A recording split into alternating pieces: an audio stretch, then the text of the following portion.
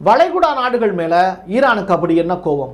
எதனால் ஈராக்கினுடைய பாக்தாத் அப்படிங்கிற அந்த ஏர்போர்ட்டையும் கத்தாருடைய யூஎஸ் மிலிட்ரி பேஸையும் அட்டாக் பண்ணாங்க அப்படின்னு நம்ம ரொம்ப தீர்க்கமாக ஆராயணும். ஈராக்காவது இஸ்ரேலுக்கு வான்வெளியை ஓப்பன் பண்ணி விட்டாங்க, அதனால அங்கே அட்டாக் நடத்தப்பட்டது.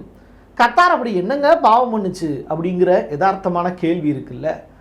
அப்போது அந்த இடத்துல ஒரு முக்கியமான ஒரு பிரச்சனை இருக்குது. கத்தாருடைய துறைமுகம் தான் அங்கே பிரச்சனை.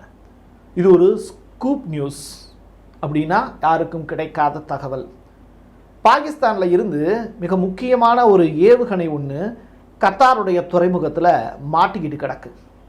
அதை ஈரான் இப்போ எப்படியாவது வெளியில் எடுத்து தன்னுடைய நாட்டுக்கு கொண்டு வரணும் அப்படின்னு முடிவெடுத்திருக்காங்க. அதனால தான் ஸ்டேட் ஆஃப் ஹார்மஸ் பூட்டப்பட்டிருக்கு. ஸோ பெர்ஷியன் கல்ஃபில் இருந்து ஓமன் வளைகுடா, ஈரானுடைய இந்த ஷபாக் அப்படிங்கிற துறைமுகம், இந்த மூணையும் இணைக்கக்கூடிய அந்த வேலை தான் இப்போ பெரிய பிரச்சனையாக மாறி நிற்கிது.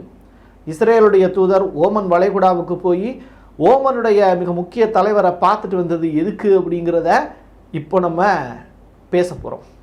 வாங்க பார்க்கலாம் உறவுகளே. இது பிரசாத் சிக்னேச்சர்.